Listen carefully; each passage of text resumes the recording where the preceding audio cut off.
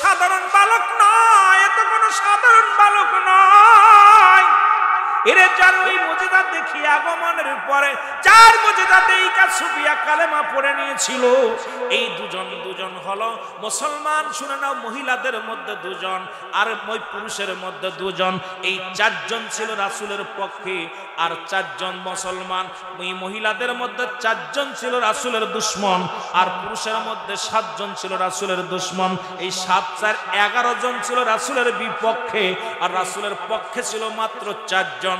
এই জন্য এখন দেখবেন সুন্নিয়াতের পক্ষে মানুষ যদিও কম, তবু ঈমান তাদের বেশি মজবুত। জোরে জোরে চিল্লায় বলা যাবে না ঠিক কিনা? আর একটু জোরে জোরে চিল্লায় বলা যাবে না ঠিক কিনা? 4 জন ছিল মাত্র রাসূলের পক্ষে। কয়জন? আর 7 আর 4 কত? 11 জন ছিল রাসূলের বিপক্ষে। আপনারা শুনলে অবাক হবেন যে নবীর আপন ফুফু বলতেছে মুহাম্মদ সে নবী কেমনে হয়? নবী তো মানা দূরের কথা, এই বালক নবী হতে পারে না, মানতে পারে নাই। তার ফুফুর আপন ফুফু, রক্তের ফুফুরা তার সাথে বেঈমানি করেছে। আর ওই বেঈমানের গর্ভে থেকে যে সমস্ত মহিলা জন্মগ্রহণ করেছে, কিয়ামত পর্যন্ত আমার নবীকে তারা সাধারণ মানুষ ভাবে, আমার নবীকে তারা একটা খেলার পুতুল ভাবে। তারা আমার নবীকে তারা কি পাপী মনে পাপ করেছে মনে করে, ভুল করেছে মনে করে। জোরে বলেন ঠিক কিনা? আর ওই 7 জন পুরুষ, রাসূলের চাচা ছিল 7 জন, ওই 7 জন বিরোধিতা করেছে। ওই 7 জনের বংশধর যে যেখানে আছে, তাদের থেকে যারা পয়দা হয়েছে, কচ্ছিম কালো কিয়ামত পর্যন্ত আমার নবীকে তারা মানতে পারে না। ওই দলের যারা, তারা মাজার ভাঙবে। ওই দলে যারা ওলি আল্লাহদের সঙ্গে দুশমনি করবে, ওই দলে যারা তারা হক্কানি আলেমদের বিরোধিতা করবে, ওই দলে যারা তারা আমার নবীর সঙ্গে দুশমনি করবে, ওই দলে যারা মিলাদ কামের বিরোধিতা করবে, ওই দলে যারা সুন্নিয়তের সাথে দুশমনি করবে, তারা জোরে বলেন ঠিক কিনা? দুনিয়ার মুসলমান গভীর মনোযোগ। নবী লাগবে কবরে, নবী লাগবে মিজানে, নবী লাগবে ফুলসিরাতে, নবী লাগবে ইয়াউমাল কিয়ামতের ময়দানে।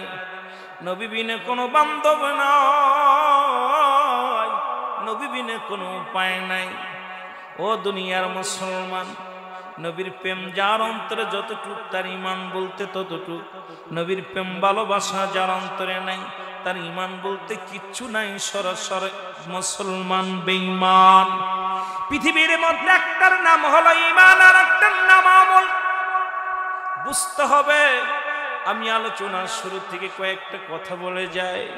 একটা হলো ঈমান আর একটা হলো আমল। আজকে আমার দেশের অনেক আলেমদের মধ্যে আমলটা পাওয়া যায়, ঈমানটা পাওয়া যায় না। একটার নাম ঈমান আর একটার নাম আমল। আমল হলো নামাজ, রোজা, হজ, যাকাত, কুরবানি ইত্যাদি, এগুলোর নাম হলো মুসলমান আমল।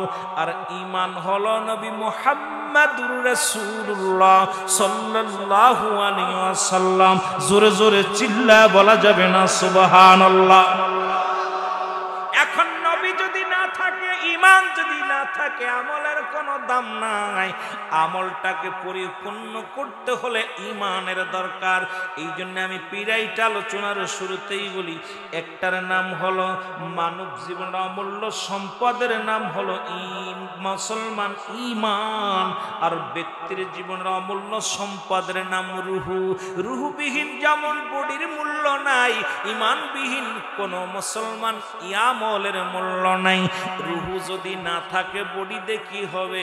দেখতে শুনতে বালা, রুহুটা নাই, এই বডিটার কোনো মূল্য নাই। তদ্রূপ পৃথিবীর মধ্যে যত আমলই করেন, যার ভিতরে নবী নাই, নবী নাই, এই ব্যক্তির কোনো আমল মাওলার দরবারে কবুল হওয়া সম্ভব নয়। জোরে বলেন ঠিক কিনা? কথা বুঝেন? 2 ঘন্টার ওয়াজ করে দিছে। একটা হলো ঈমান আর একটা হলো আমল। একটা মানব দেহের অমূল্য সম্পদের নাম কি?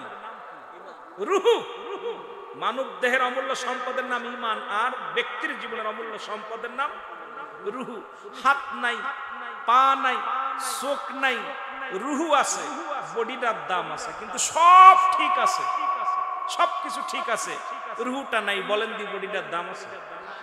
সকালবেলা মাইক আসবে, এলহাম আসবে, রাত্রে অমুক ইন্তেকাল করছে, সকাল 10টায় মরহুমের জানাজার নামাজ অনুষ্ঠিত হবে। বলার সঙ্গে সঙ্গে মরহুম, খালি নিঃশ্বাসটা বাইর হয়েছে। তাহলে সবচেয়ে আমার এই বডিটারে কন্ট্রোল করার জন্য, দেহটাকে কন্ট্রোল করার জন্য একটা অমূল্য সম্পদ আল্লাহ দান করে, সেটা হলো রুহু। যারা বলেন ঠিক কিনা? এই রুহুবিহীন বডির কোনো মূল্য নাই। তদ্রূপ ইমানবিহীন কোনো আমলের মূল্য নাই। ইমানবিহীন কোন আমলের মূল্য আছে? যার ইমান নাই তার কিসের আমল? সেই মুহাম্মাদুর রাসূলুল্লাহ সাল্লাল্লাহু আলাইহি ওয়াসাল্লাম। সুবহানাল্লাহ বলেন। আর একটু জোরে। কষ্ট হচ্ছে আপনাদের? আপনাদেরকে বুঝাইবে একদল, আমার মতো দাড়িওয়ালা, টুপিওয়ালা, পাগড়িওয়ালা, জব্বাওয়ালা, অনেক কিছু বুঝাইবে।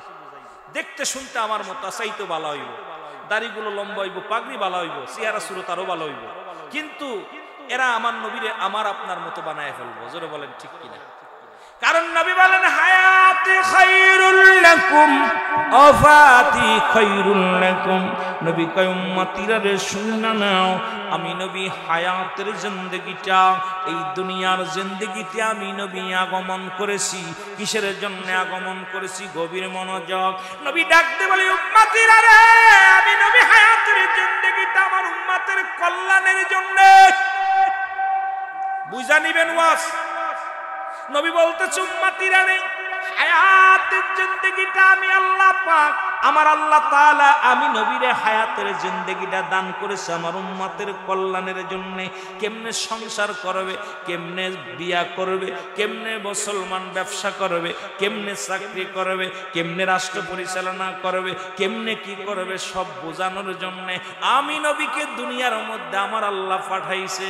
আবার এই দুনফাতি খায়রুল লাকুম, আমার ইন্তেকাল শরীফ, আমি দুনিয়া থেকে বিদায় হয়ে গেছি, এটা আমার উম্মতের জন্য কল্যাণকারক। কারণ আমার নবী বলতে উম্মতিরা রে শুইনা নাও, এই দুনিয়া থেকে আমাকে বিদায় ঘন্টা বাজানো হলো, মৃত্যুবরণ করেছি। আমার দেশের অনেক ভাই বলে নবী মারা গেছে, আমরা হায়াতুন নবী বললে কষ্ট পায়।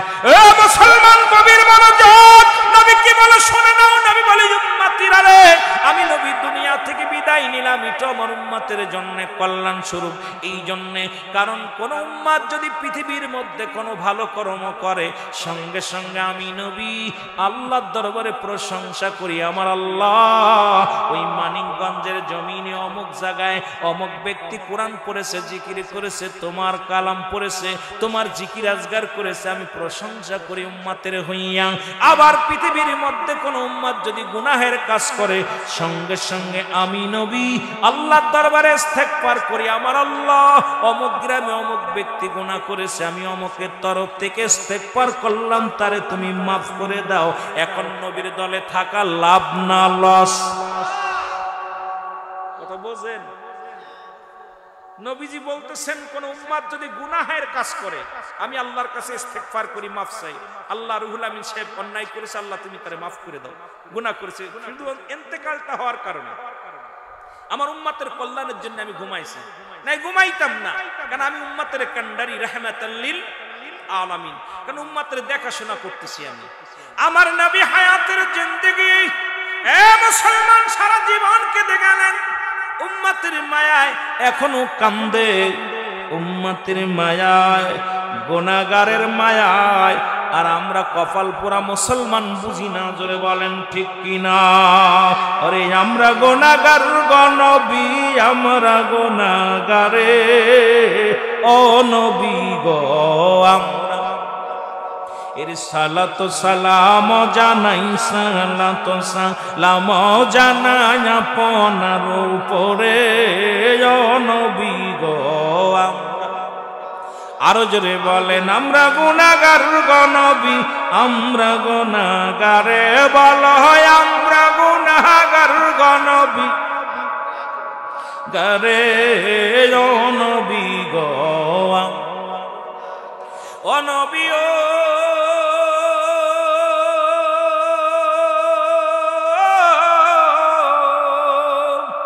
মানিক নগর আসে কেরা কান্দে দলে দলে, দেখা দাও গো দয়াল নবী, দেখা দাও গো দয়াল নবী, একটি বারা মারে ও নবী গো, আমরা গুনাহগার তারে বলম সালাত সালাম জানাই সালাত সালাম জানাই আপনার পরে নবী গো। এ দুনিয়ার মুসলমান নবীর মনোযোগ, নবীও মানুষ আমরাও মানুষ। যাদের ধারণা ঈদে মিলাদুন নবীর নিয়ে কড়া কথা বলবো, আজকে যে আলোচনাটা ঈদে মিলাদুন নবী যেটা পোস্টারের মধ্যে লেখছে এটা নিয়ে আলোচনা করলে 2-4 ঘন্টা আলোচনা শেষ হয়ে যাবে। কথাগুলো খেয়াল করবেন মুসলমান, গভীর মনোযোগ। নবীও মানুষ আমরাও মানুষ। নবীরা হলো গুনাহ থেকে মুক্ত, আমরা গুনায় যুক্ত। নবীরা হলো মাসুমের মাসুম, আমরা হলাম গুনাহ মার্কা মানুষ। ঠিক, আমরা হলাম গুনাহ মার্কা মানুষ। মদিনার মাটিও মাটি, বাংলাদেশের মাটিও মাটি। মদিনার মাটি গায়ে লাগলে গুনাহ সরে যায়। বাংলাদেশের মাটি যদি শরবত বানায় খাওয়া যায়, ও মুসলমান পেটে ক্যান্সার হবে, আলসার হবে, কোনো গুনাহ মাফ হবে না। এই জন্য মদিনার মাটির সঙ্গে কোনো তুলনা হয় না, নবীর সঙ্গে কোনো তুলনা হয় না। নবীর প্রশংসা করে শেষ করা যাবে না, নবীর গুণগান গেয়ে শেষ করা যাবে না। আসমান জমিন তরলতা যা কিছু আছে সব, সারা জিন্দেগি সব শেষ হয়ে যাবে, আমার নবীর প্রশংসা করে শেষ করা যাবে না। এই জন্য মুসলমান গভীর মনোযোগ, নবীর সঙ্গে যারা মেশাল দেয়, কয়েকটা কথা বলে আমি মূল আলোচনায় যাব। নবীর সঙ্গে যারা মেশাল দেয়, কয় নবীও মানুষ আমরাও মানুষ। এই সমস্ত আলেমদের কাছে আমি জানতে চাই, নবীর সঙ্গে কেমনে মেশাল দাও রে মুসলমান, তুমি কেমন মানুষ আর নবী কেমন মানুষ? নবী আসছে উম্মতের কান্ডারি হইয়া, নবী আসছে উম্মতের দরদি হইয়া, নবী তরানোওয়ালা, নবী বাসনোওয়ালা। নবীর সঙ্গে কোনো মেশাল চলে না, পৃথিবীর মধ্যে চলে না। আর সেই নবীর নিয়ে যারা কটাক্ষ করে, আমি মনে করি তার মানুষ তো দূরের কথা, পৃথিবীর কোনো জানোয়ারও ভাবতে আমার ঘৃণা হয়। জোরে বলেন ঠিক কিনা? এ দুনিয়ার মুসলমান শুনে না, নবী কেমনে আইলো, আমি কেমনে আইলাম। নবীজির আগে একটু বুঝাইয়া বললে আপনারা বুঝতে পারবেন। নবীজির পৃথিবীর মধ্যে ইসলাম এত সহজ না, দাড়ি টুপি জুব্বা লাগাইয়া। এখন আমরা যে বড়াই করি, ইমানের বড়াই করি, আমলের বড়াই করি। রাসূল সাল্লাল্লাহু আলাইহি ওয়াসাল্লামের বাবার নাম সবাই জানি, নাম কি? জোরে বলেন নাম কি? আব্দুল্লাহ। নবীজির মার নাম কি? নবীজির মার নাম আমেনা। নবীজির বাবার নাম আব্দুল্লাহ। নবীজির দাদার নাম আব্দুল মুত্তালিব। নবীজির দাদির নাম ফাতিমা। নাম কি? ফাতিমা। নবীজির 6 জন ছিল দাদি, আপন দাদির নাম হলো ফাতিমা।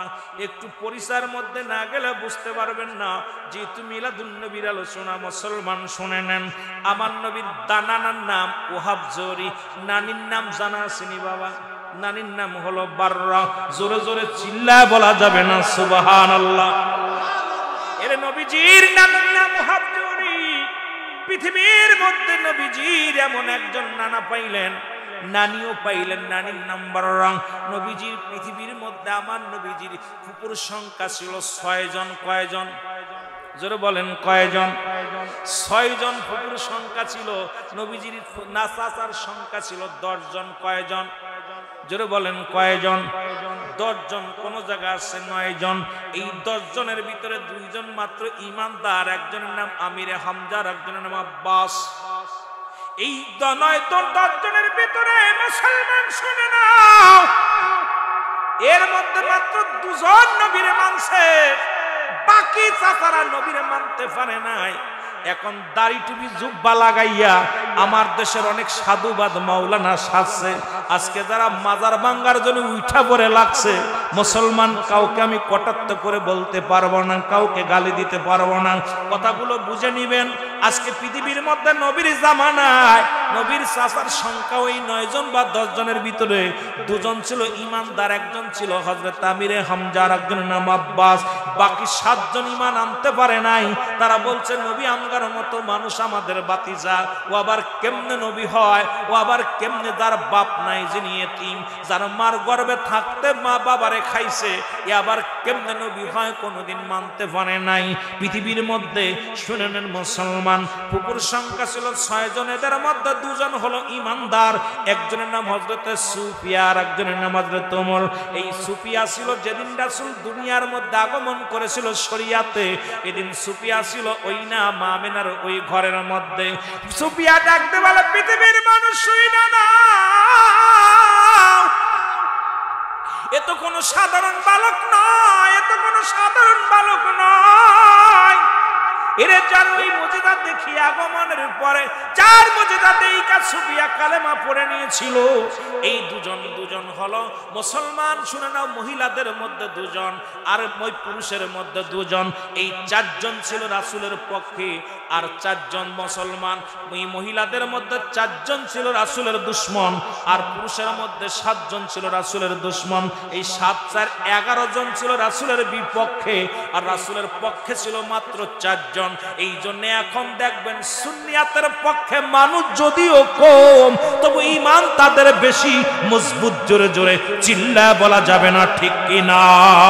আর একটু জোরে জোরে চিল্লায় বলা যাবে না ঠিক কিনা? 4 জন ছিল মাত্র রাসূলের পক্ষে। কয়জন? আর 7 আর 4 কত?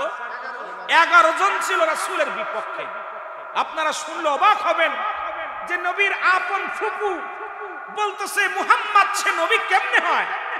নবী তো মানা দূরের কথা, এই বালক নবী হতে পারে না, মানতে পারি না, মানতে পারে নাই। তার ফুপুর আপন ফুপু, রক্তের ফুপুরা তার সাথে বেঈমানি করেছে। আর ওই বেঈমানের গর্ভে থেকে যে সমস্ত মহিলা জন্মগ্রহণ করেছে, কিয়ামত পর্যন্ত আমার নবীকে তারা সাধারণ মানুষ ভাবে, আমার নবীকে তারা একটা খেলার পুতুল ভাবে। তারা আমার নবীকে তারা কি পাপী মনে পাপ করেছে মনে করে, ভুল করেছে মনে করে। জোরে বলেন ঠিক কিনা? আর ওই 7 জন পুরুষ, রাসূলের চাচা ছিল 7 জন, ওই 7 জন বিরোধিতা করেছে। ওই 7 জনের বংশধর যে যেখানে আছে, তাদের থেকে যারা পয়দা হয়েছে, কচ্ছিন কালো কিয়ামত পর্যন্ত আমার নবীকে তারা মানতে পারে না। ওই দলের যারা, তারা মাজার ভাঙবে, ওই দলে যারা ওলি আল্লাহদের সঙ্গে দুশমনি করবে, ওই দলে যারা তারা হক্কানি আলেমদের বিরোধিতা করবে, ওই দলে যারা তারা আমার নবীর সঙ্গে দুশমনি করবে, ওই দলে যারা মিলাদ কিয়ামের বিরোধিতা করবে, ওই দলে যারা সুন্নিয়তের সাথে দুশমনি করবে, তারা জোরে বলেন ঠিক কিনা?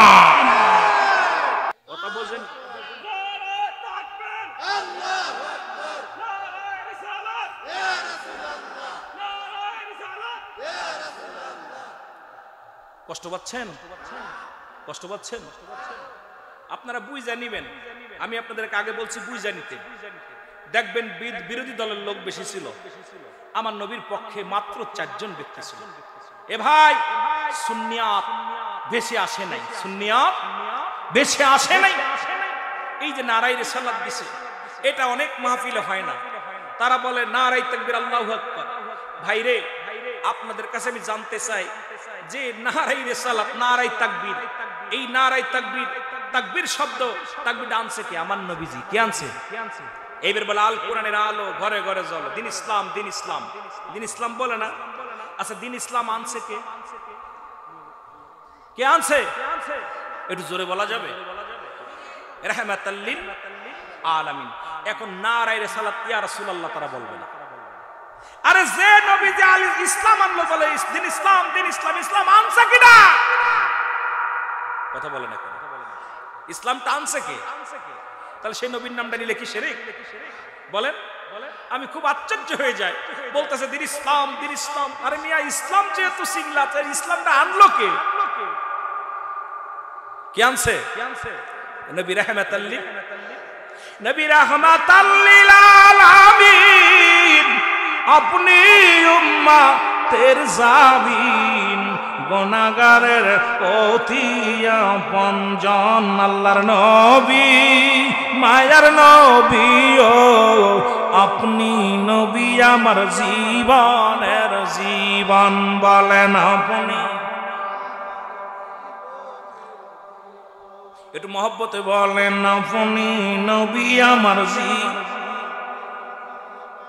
আপনি আমার জীবন সাথী, অন্ধকার কবরের বাতি আপনার ছাড়া বলেন বাসি কেমনে। আল্লাহর নবী মায়ার নবী গো আপনি নবী আমার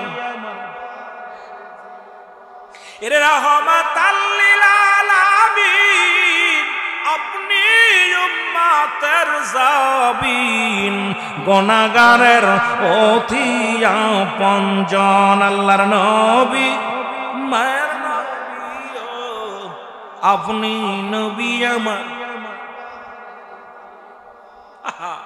যার জন্য ইসলাম ছিলাম সেই নবীর নাম নিয়ে কয় দিন ইসলাম জিন্দাবাদ জিন্দাবাদ। আরে কি ডান্স মোল্লা যার ওসিলায় মিষ্টি খাইলা মোল্লা চিনলা না, কথা বুঝেননি?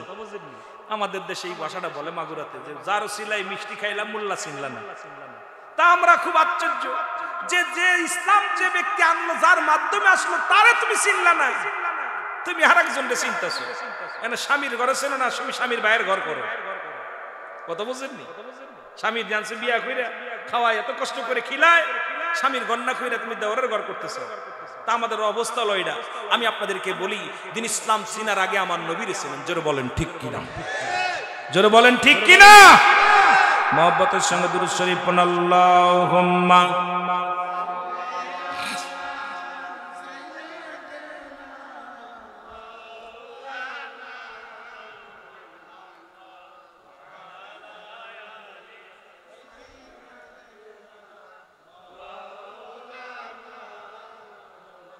রাহমাতুল নবী রাহমাতুল লিল আলামিন। যারা বলে নবীও মানুষ আমরাও মানুষ, কথাটা মনে রাখবেন। কথা বলতে গেছিলাম, কোথা থেকে কোথায় যাই। এই আলেমদেরকে বলি রাহমাতুল লিল আলামিনকে যারা নবীর সঙ্গে মেশাল দেয়, যারা নবী কি করলেন, কোন এক যুদ্ধের ময়দানে গেলেন রাসূলুল্লাহ। এখন ছোট আলোচনা হবে, বড় আলোচনা না, তবে একটু বড় দিকে যেতেছি। নবুয়াতের পরে আলোচনা দরকার ছিল, আগের আলোচনা আমি পরের আলোচনা করতেছি একটু বোঝানোর জন্য। তারপর আমি আবার পিছনে যাব। আমার ভাইয়েরা, আমার রাসূল পাক সাল্লাল্লাহু আলাইহি ওয়াসাল্লাম যুদ্ধের ময়দানে যায়া একটা পাথর এসে রাসূলের মাথার মধ্যে লাগলেন, হেলমেট ভাঙলেন। হেলমেটটা ভেঙে এক টুকরা পাথর রাসূলুল্লাহর, এক টুকরা রড রাসূলুল্লাহর মাথার মধ্যে প্রবেশ করলেন। নবীজি জমিনের মধ্যে বেহুশ হয়ে পড়ে গেলেন। নবীর সাহাবীরা দূরে আসলেন। রাসূলুল্লাহ চারিপাশে এসে দেখে রাসূলুল্লাহ জমিনের মধ্যে লুটায়া পড়ে গেছে। নবীর সাহাবীরা কান্দি, ইয়া রাসূলুল্লাহ, ইয়া হাবিবাল্লাহ, মায়ার নবী, দয়াল নবী গো, ও মায়ার নবী। সাহাবীরা চোখের পানিগুলো ছেড়ে ছেড়ে কাঁদতে লাগলেন। দূর থেকে এক সাহাবী দেখতে পাইলেন যে সাহাবীরা গোল করে একদিকে দাঁড়ায় দাঁড়ায় কান্দে। দৌড়ে আসলেন সাহাবী, নাম হলো মালিক ইবনে সিনান। নাম কি? মালিক ইবনে সিনান। যে মালিক, এ মুসলমান গভীর মনোযোগ, মালিক ইবনে সিনান দৌড়ে আসলেন, বলে নবীর সাহাবীরা রে একটু সরে দাঁড়া, কি হয়েছে আমার নবীকে একটু দেখতে দে। রাসূলুল্লাহকে দেখলেন, দেখে রাসূল মাথার মধ্যে লোহা প্রবেশ করে জমিনের মধ্যে পড়ে আছে। মালিক ইবনে সিনান বলে, ও আমার সাহাবীরা, আমার নবীর সাহাবীরা একটু সরে দাঁড়া। আমি রাসূলের মাথা মুবারকের ভিতরে হাত বোলায়া দিলেন, দিয়া রডখানা টান দিয়ে বাইর করলেন, আর রাসূলুল্লাহর মাথা থেকে রক্ত ঝরতে লাগলেন। মালিক ইবনে সিনান রাসূলুল্লাহর রক্ত মুবারক সেটে সেটে খেয়ে ফেললেন। জোরে বলেন সুবহানাল্লাহ। ফতোয়া সব জায়গা লাগাও, ফতোয়া ভালোবাসার কাছে রাসূলের প্রেমের ওয়াজ শোনো। রক্ত মুবারক চেটে খেয়ে ফেললেন। সাহাবীরা বলে, এ মালিক ইবনে সিনান লিখে নাও। সাহাবী ভাইরা আমার লিখে নাও ভালো করে। তোমার আলেমদের জিগায়ও যে রুহুল আমিন সাহেব এই কথাটা বলে গেল, ভুল বলছে না সঠিক বলেছে। মালিক ইবনে সিনান রক্ত মুবারক খেয়ে ফেললেন। সাহাবীরা বলে, এ মালিক ইবনে সিনান আপনি কি জানেন না মানুষ মানুষের রক্ত পান করতে পারে না? আপনি হারাম ভক্ষণ করেছেন, আপনার ঈমান হারা হয়ে গেছেন, আপনার ঈমান না, ঈমান নষ্ট হয়ে গেছে। মালিক ইবনে সিনান উচ্চ আওয়াজে ডাকতে বলে, নবীর সাহাবীরা রে, পৃথিবীর মধ্যে সব মানুষের কাছে রক্ত হারাম হতে পারে, আমি মালিক ইবনে সিনানের কাছে আমার রাসূলুল্লাহর রক্ত মোবারক 100 বার 1000 বার হালাল। সবার কাছে হারাম হতে পারে, আমার কাছে হালাল। রাসূলুল্লাহ হুঁশ হইলেন, জ্ঞান ফিরলেন, রাসূলুল্লাহর জ্ঞান ফিরলেন। রাসূলের কাছে নালিশ করলেন সাহাবীরা, ইয়া রাসূলুল্লাহ, ইয়া হাবিবাল্লাহ, আপনার মালিক ইবনে সিনানের ঈমান চলে গেছে, ঈমান নাই। কারণ আপনি বলেছেন মানুষ মানুষের রক্ত খাইতে পারে না, পান করতে পারে না। এখন মালিক ইবনে সিনান আপনার রক্ত মোবারক পান করেছে। আমার নবী ডাক দিয়ে বলে, সিনান তুমি কি জানো না মানুষ মানুষের রক্ত খাইতে পারে না, তুমি রক্ত পান করলা?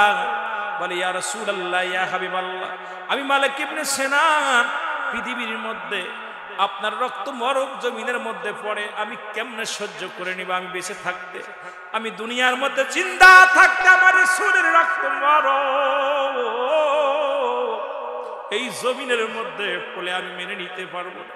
ইয়া রাসূলুল্লাহ, ইয়া হাবিবাল্লাহ, এই ভালোবাসা আমি আপনার রক্ত মোবারক খেয়ে ফেলেছি। আমার নবী বলে, মালিক রে, তুমি কি জানো না মানুষের রক্ত খাওয়া হারাম?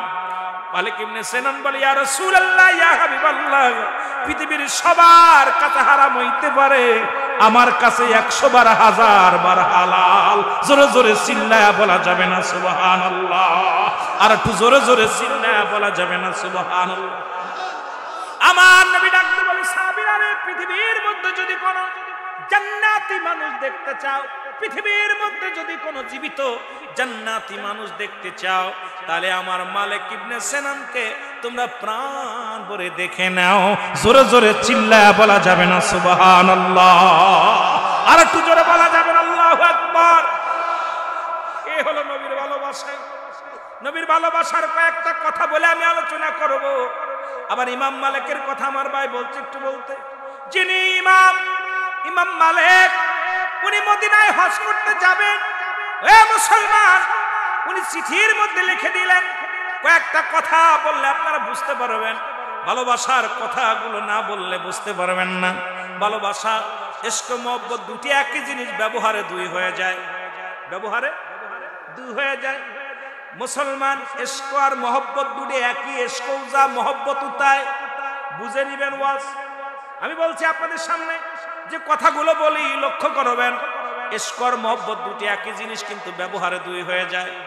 আপনি বিয়ে করেছেন, বিবিরে যখন বুকের সঙ্গে জড়ায়া ধরবেন, এটা হয়ে যায় ইশক। যখন আপনার হালাল বিবির বুকের মধ্যে জড়ায়া ধরবেন বা অন্য বেগানা মহিলারও জড়ায়া ধরলে ইশক আসবে। কিন্তু ওই বয়সী একটা কন্যা সন্তান আপনার মেয়ে, ওকে যখন বুকের সঙ্গে জড়ায়া ধরবেন তখন ইশক থাকে না, ওটা হয়ে যায় মহব্বত। যতই আপনার বিবির বয়সী হোক, যতই আপনার বুড়া হোক আর জোয়ান হোক, নিজের কন্যা, নিজের রক্তের কন্যাকে যখন বুকের মধ্যে ধরবেন, এটা ইশক থাকে না, মহব্বত পয়দা হয়ে যায়। জোরে বলেন ঠিক কি না? বুঝায় যতই বলি, ওরা এখন বলবে, সকালবেলা বলবে বুঝি না। ইশক মহব্বত দুটি একই জিনিস, ব্যবহারে, কথা বলেন না কেন, ব্যবহারে দুই হয়ে যায়। যখন বিবিরে জড়ায় ধরি, একই মহিলা মানুষ, মেয়ে, ওটাও মেয়ে, ওটাও মেয়ে, ওটার দৌড়লে আসে ইশক, আর নিজের কলিজার টুকরা সন্তান মেয়েকে জড়ায় দৌড়লে আসে মহব্বত। যেটা বলেন ঠিক কিনা? এইটা যাদের বুঝ নাই তারা কেমনে বুঝবে? ওরা নিজেরা দুই পাতা শরিয়াতে বিদ্যা অর্জন করে আমার নবীরে বানাইতেছে, তারা সাধারণ মানুষ। আমার ভাইরা, আমার বন্ধুরা, আমার গভীর মনোযোগ, যে কথাগুলো আমি বলতেছি একটু লক্ষ্য করেন, গভীর মনোযোগ দিয়ে শোনেন। ইমাম মালিক চিঠি লিখলেন, মদিনার ইমামকে চিঠি লিখলেন, আমি বছর মদিনায় আসবো, হজ করতে আসবো। হজ করব, কি করব? হজ করতে যাব। চিঠি লিখলেন, হাজিরা দলে দলে হজ করতে গেলেন, কিন্তু ইমাম মালিক আর হজে যায় নাই। উনি হজের ময়দানে যান নাই। পরের বছর আবার চিঠি লিখলেন, আমি হজে আসব।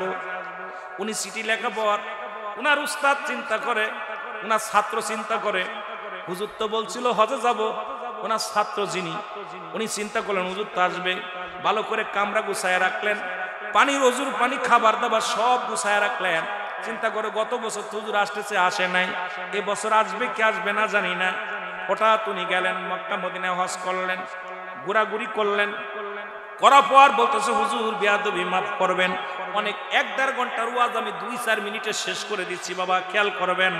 বলছে হুজুর আপনার কাছে আমি জানতে চাই, গত বছর আপনি আমাকে দিদার চিঠি লিখলেন আসবেন, হজ করতে আসবেন, আমি আপনার অপেক্ষায় ছিলাম, সুন্দরভাবে কামরা গুছায় রাখছি, সব কিছু গুছায় রাখছি, অথচ আসেন নাই।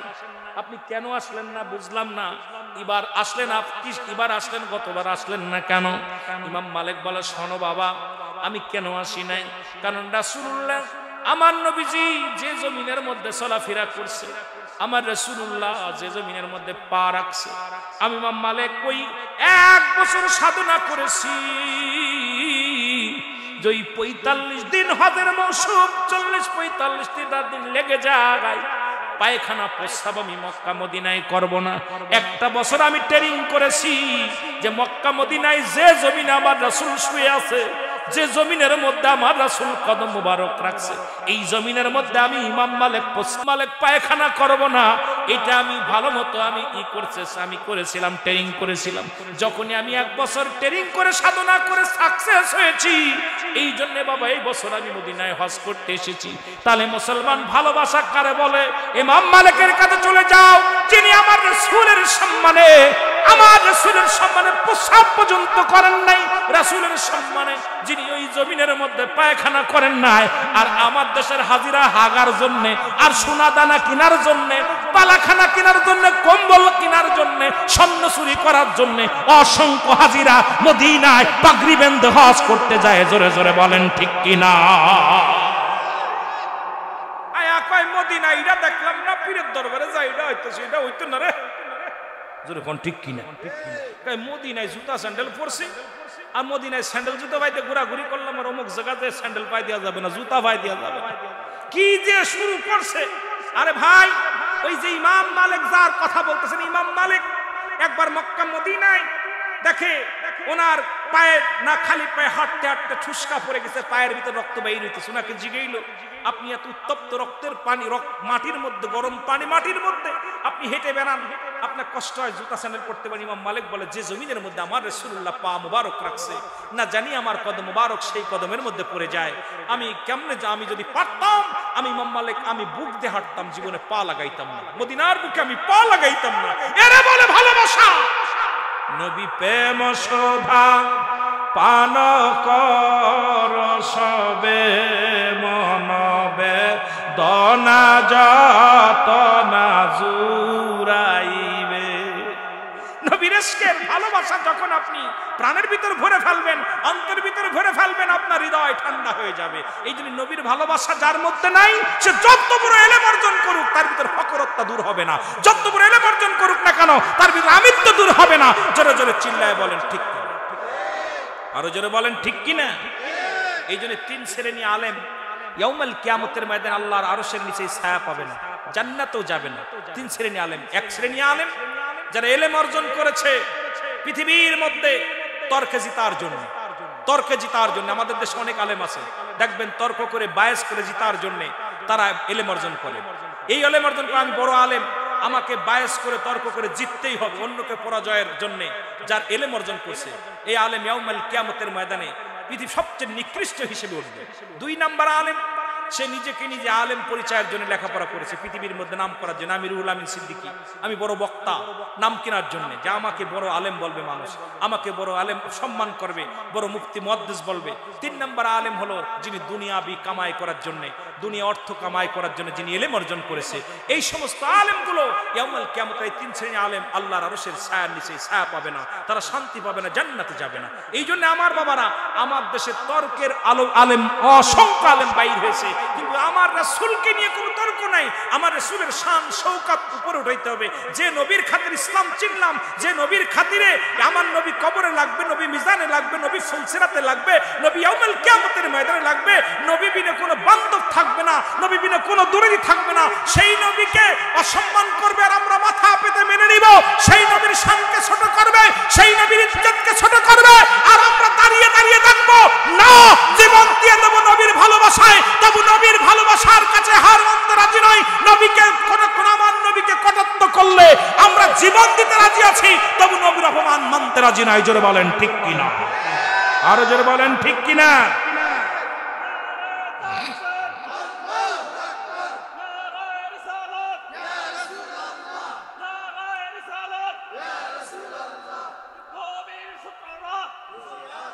আমার দয়াল নবী বিহনে আপন বলতে কেহ নাই জগতে, আমার আপন বলতে কেহ নাই জগতে, বলেন আমার আপন বলতে।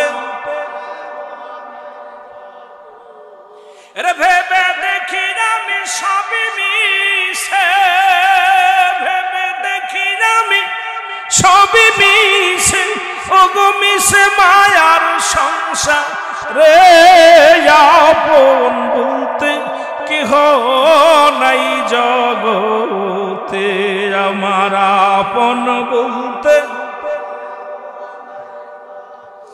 ও নবী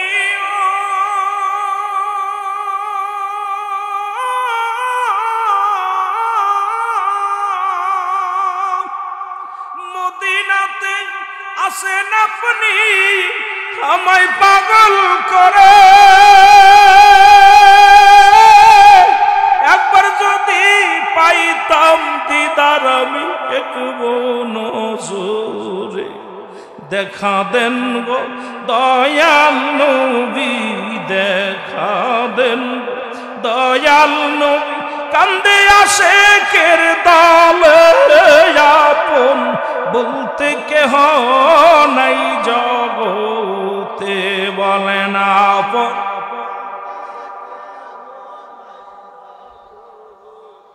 এ ভাইরা আমার বন্ধুরা, সুতরাং অনেক উদাহরণ, অনেক কথা রয়েছে, আস্তে আস্তে যায়। পৃথিবীর মধ্যে নবীর শান, নবীর সম্মান, নবীর ইজ্জত কেমন ছিল। ও মুসলমান শোনো, নবী দুনিয়ার মধ্যে আগমন করেন, আপনি আমি যেমনি দুনিয়ার মধ্যে আগমন করেছি, আমার নবী এমনি আসেন নাই, নবী এমনি আসেন নাই। আব্দুল মুতালিব বলেন, আমি যখন আমার রাসূল, আমার নাতি যখন আমার ঘরের মধ্যে আগমন করলেন, একটু লক্ষ্য করে শুনবেন। আব্দুল মুতালিব বলেন, আমি যাইতেছিলাম, দেখি কাবা ঘরের মধ্যে মূর্তিগুলো, কাবা মাথাগুলো বেঁকা হয়ে রয়েছে, মাথাগুলো বেঁকা হয়ে আছে, মানুষ তারে পূজা করে। মুতালিব বলেন, যাবার সময় দেখে গেলাম একরকম, যখন আসতেছিলাম দেখি কাবার মধ্যে পুতুলগুলো মাথা নত করে আছে, আমার বাড়ির দিকে তাকায় আছে। আমি জিগাইলাম, মাটির পুতুলগুলো কেমন কথা বলে লক্ষ্য করবেন বাবা। জিগাইলেন আব্দুল মুতালিব, ও মূর্তি তোদের দেখলাম যাবার সময় একরকম, এখন একরকম, কারণটা কি? পুতুল বলে, আব্দুল মুতালিব জবান খুলে গেছে, পুতুলের জবান খুলে গেছে। আজকে মুসলমান আমাদেরকে খেয়াল করার দরকার। বলে, আব্দুল মুতালিব তুমি জানো না, এই পৃথিবীর ভিতর থেকে, কাবাগর থেকে আমাদেরকে সরানোর জন্য, এই মাটির পুতুলগুলো সরানোর জন্য এই দুনিয়ার মধ্যে রাহমাতুল লিল আলামিন দুনিয়ার মধ্যে আগমন করেছে। জোরে জোরে চিল্লায়া বলা যাবে না সুবহানাল্লাহ। আব্দুল মুতালিব বলে, আমি কাবা থেকে, কাবার ঝুঁকে পড়েছি, রাসূলের সম্মানে কাবা মাথা নত হয়ে গেছে। কাবারে জিগায়, শরীয়তের কাবা, কাবারে আজ থেকে 26 দিন আগে আবরা বাদশা ভাঙতে এসেছিল, আপনারা পড়েছেন আলাম তারা, আপনি কি দেখেন নাই? এই সূরাটা নবীজির কাছে আসলেন, আর আবরা বাদশা ভাঙতে গিয়েছিলেন কখন? কাবা। আমি আলেমদের কাছে পড়াশোনা করি, তাফসীর করেন, আল্লাহ বলে আলাম তারা, আপনি কি দেখেন নাই? ও মুসলমান, কি দেখেন নাই? ওই হস্তি বাহিনীর কথা আমার আল্লাহ বলেন, আমার হাবিব রে, যখন কাবা শরীফ আক্রমণ করতে এসেছিল আবরা বাদশা, তখন নবী দুনিয়ায় শরিয়াতে আসেন নাই, তখন কিন্তু আবরা বাদশা সৈন্য সমর্থন নিয়ে, হাতি ঘোড়া নিয়ে কাবা শরীফ ভাঙার জন্য এসেছিলেন। আমার নবীকে ডাকতে বলে আমার আল্লাহ বলে, হাবিব আপনি কি দেখেন নাই? তার মানে বুঝতে বাকি নাই, ওর কাবার আগে আমার নবী রাহমাতুল লিল আলামিন আসেন। জোরে জোরে চিল্লায় বলেন ঠিক কিনা? আমার ভাইরা, আমার বন্ধুরা, গভীর মনোযোগ খেয়াল করেন। কাবা বলতেছে আব্দুল মুতালিব, তুমি জানো না যার সম্মানে আমি কাবার দাম বাড়ছে, যার খাতিরে আমার আল্লাহ আমারে কাবা বানাইছে, সেই কাবার কাবা, সেই কাবার কাবা রাহমাতুল লিল আলামিন এই দুনিয়ার মধ্যে আগমন করেছে। জোরে জোরে চিল্লা বলা যাবে না সুবহানাল্লাহ? আর একটু জোরে বলা যাবে না সুবহানাল্লাহ? নবীর কত দাম, নবীর কত ইজ্জত, এই নবীর কত ইজ্জত, নবীর কত শান। আমার বাবারা, আমার রাসূলুল্লাহ ওখান থেকে চলে আসলেন। রাসূলুল্লাহ ওখান থেকে যখন বাড়ি চলে আসলেন, বাড়ি এসে দেখে মুসলমান বাড়ি এসে দেখে মুসলমান হযরত সুফিয়ার কোলের মধ্যে বাচ্চা মুহাম্মাদুর রাসূলুল্লাহ সাল্লাল্লাহু আলাইহি ওয়াসাল্লাম। রাসূলুল্লাহর কোলের বাচ্চা রাসূলুল্লাহ রয়েছেন, সুফিয়ার কোলের মধ্যে রয়েছেন। সুফিয়ারে ডাকতে বলে, সুফিয়ারে, ও সুফিয়া, এত সুন্দর এত রূপ রাসূল পাক সাল্লাল্লাহু আলাইহি ওয়াসাল্লামের দেখে আব্দুল মুত্তালিব সহ্য করতে পারে নাই, ডাকতে বলে আমার কোলের মধ্যে দাও। কয় বাবা কোলের মধ্যে দিব, আগে আপনি কি করে আসেন, আগে আপনি ওযু গোসল করে আসেন, পুত পবিত্র হয়ে আসেন, এরপরে কেলন। এবার যখন আব্দুল মুত্তালিব যখন নিতে গেলেন, সুফিয়ার কোল থেকে যখন নিতে গেলেন, আমার আল্লাহ তাআলা আমার হাবিবকে সঙ্গে সঙ্গে উঠায় নিয়ে গেলেন। মুসলমান গভীর মনোযোগ, অনেক লম্বা আলোচনা। আমার নবীরে নিয়ে পুরস্কার দিলেন। আল্লাহ বলেন আমার নবীকে কি বলে,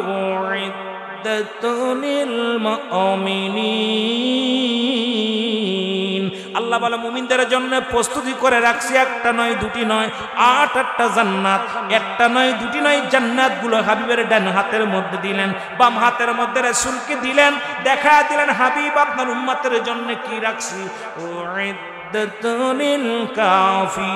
আর কাফের বেঈমান মুনাফিকদের জন্য প্রস্তুতি করা আছে 7টা জান্নাত, আর ঈমানদারদের জন্য 8টা জান্নাত আমার আল্লাহ রেখে রাখছে। এইগুলো আমার হাবিবকে প্রথম দেখাইলেন আমার আল্লাহ রাব্বুল আলামিন।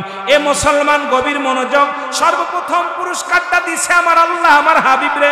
এ মুসলমান, সুফিয়া বলে পৃথিবীর মধ্যে, এই মুসলমান শুনে নাও, আমার বাতিজা পৃথিবীর মধ্যে পুরুষ যেমনি আসে এমনি আমার বাতিজা আসেন নাই। মুসলমান শুনে নাও, রাসূলের মাথার চুলগুলো ছিল, মাথার চুলগুলো ছিল ইসরানো, নবীজির চোখের মধ্যে সুরমা লাগানো, নবীজির পণ্যের ভিতরে কাপড় উলঙ্গ অবস্থায় আসেন নাই, নবী লজ্জাস্থান দিয়ে আগমন করেন নাই, নবীজি অটোমেটিক মায়ের সিজার হয়ে গেছে, পৃথিবীর মধ্যে আগমন করেছে। অনেক লম্বা ইতিহাসগুলো যদি বলতে যায় সময় লাগবে, আমি আপনাদেরকে বলে যাই। এখন আমরা নবীর সঙ্গে মিশাল দিই, কয় নবীও মানুষ আমরাও মানুষ, এই বুকা মানুষদের সঙ্গে কোনো তর্ক নাই। আমি আপনাদের কাছে একটা দাবি করে যাব, নবীর সঙ্গে কোনো মিশাল চলবে না। জোরে জোরে বলেন ঠিক কি না? সুফিয়া বলে যে আমি আমার এই ঘরের মধ্যে নবীজি আসার আগ থেকে ওই একদিন দুদিন থেকে 1 মাস 2 মাস 3 মাস 6 মাস 10 মাস পর্যন্ত গেলে লম্বা আলোচনা আসবে, কারণ এই আলোচনাটা আমাদের দরকার আগে। তবু আমি ওদিকে যাব না, সময় নষ্ট করব না আপনাদের। তা আমার নবীজি যেরকম আসছে এইরকম পৃথিবীর মধ্যে আমরা এরকম আসি না। নবীজির আসার একরকম, আমার আসা একরকম। সুফিয়া বলতেছে যখন জীর্ণ শীর্ণ ঘর, এই ঘরের মধ্যে যখন অন্ধকার শূন্য, হঠাৎ করে একটা তারকা এসে ছুটে পড়লো, হঠাৎ করে ঘরের মধ্যে শুধু আলো আর আলো। দেখি এর মধ্যে আমার নবীর নূরে এমন সুন্দর বালক আমি পৃথিবীর মধ্যে আর কখনো দেখি নাই। সুবহানাল্লাহ বলেন, আরো জোরে বলেন। এত সুন্দর আলো। এরপরে ওখান থেকে থাকলেন। আমি আগেই বলছি ছোট্ট জীবন ইতিহাসটা অনেক লম্বা আলোচনা, আমি সামান্য সংক্ষেপে আমি আপনাদের কাছে কয়েকটা কথা বলে যাই। যেখান থেকে রাসূলের বাপ, যখন রাসূল দুনিয়া থেকে চলে গেছেন, বাবা মারা গেছেন, এরপরে মা মারা গেলেন মাত্র 6 মাস বয়স যখন নবীজির মার পেটে, তখন বাবা চলে গেছে, দুনিয়া থেকে বিদায় নিছেন। যখন 6 বছর বয়স নবীজির বাবা মা ইন্তেকাল করলেন। নবীজির মার যখন ইন্তেকাল করার পর 6 বছর 6 মাস যখন বয়স, রাসূলের দাদা আব্দুল মুত্তালিব বিদায় হয়ে গেলেন। এই পৃথিবীর মধ্যে আমার নবী এত বড় ইতিম, এই পৃথিবীর মধ্যে এত বড় ইতিম যে সবাই আপনজন সবাই বিদায় হয়ে গেছে। এই অবস্থায় নবী উম্মতের কান্ডারি হলেন। এখন ওই জামানার মানুষগুলো মানতে পারে নাই, যার বাপ পেটে থেকে দুনিয়া থেকে চলে গেছেন, মারা গেছেন, যার মা 6 মাস যখন বয়স, 6 বছর বয়স যখন, তখন মা চলে গেছে, দাদাও অপায়া সন্তানের জন্য চলে গেছে, এই যে রাসূলকে মানতে পারে নাই। ওই মানুষগুলো এখনো আমার নবীর শান মান শুনলে তাদের কলিজার মধ্যে আগুন ধরে। জোরে বলেন ঠিক কিনা? আরো জোরে বলেন ঠিক কিনা? আমার ভাইরা এইভাবে লালন পালন হইলেন। ওখান থেকে চলে গেলেন কোথায়? রাসূলের দাদা বলতেছে আমার ঘরের মধ্যে একটা বালক আছে, তোমরা কেউ কি নেবে? আমি কিছু দিতে পারবো না। ওখান থেকে নিয়ে চলে গেলেন কোথায়? সাদিয়া গোত্রের মা হালিমাতুস সাদিয়া, উনি নিয়ে গেলেন আমার হুজুরে পাক সাল্লাল্লাহু আলাইহি সাল্লামকে। নিয়ে যাওয়ার পর আমার নবীজিকে নিয়ে লালন পালন করতে লাগলেন। যে ঘোড়া 3 দিন 3 রাত পর্যন্ত যে গাদার উপর আসতেছিলেন, সবচেয়ে পিছনে আসলেন। আসার পর দেখে সবাই নিয়ে চলে গেছে, সবাই সন্তান নিয়ে গেছে, কিন্তু সর্বশেষে আসলেন হালিমাতুস সাদিয়া। বলে, স্বামীরে, আমরা আজকে আর কোনো ছেলে মেয়ে পাবো না, হয়তো আমরা পালক নেওয়ার জন্য পাবো না। হঠাৎ সর্বশেষে দেখে আমার নবীর দাদা আব্দুল মুতালিব দরজার মধ্যে দাঁড়ায় বলতেছে, এমন কেউ আসো, আমি তাকে কিছু দিতে পারবো না, আমার এই নাতি ছেলে ভিতরে আছে, তোমরা কেউ যদি নিতে চাও নিতে পারো। হালিমাতুস সাদিয়া ডাক দিয়ে বলে, স্বামী, আমি দেখতে চাই বালকটাকে। বালকটাকে যখন দেখলেন, একটু মহব্বতের সঙ্গে জিকির করেন, লা ইলাহা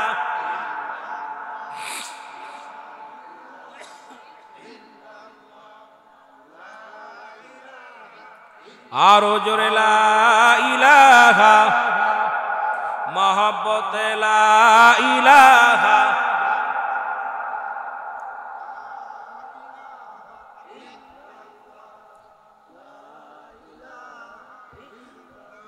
লা ইলাহা। এ দুনিয়ার মুসলমান গভীর মনোযোগ।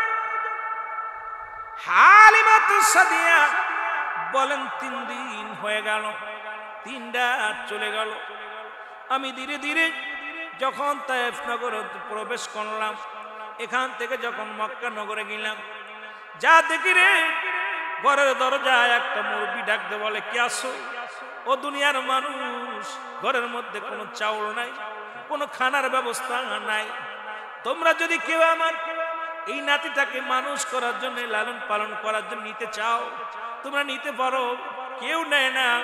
যে বাবা নাই, আব্দুল্লাহ নাই, আমার মুহাম্মাদের বাবা নাই, এতিম বড় অসহায়, তোমরা কেউ কি নিতে চাও?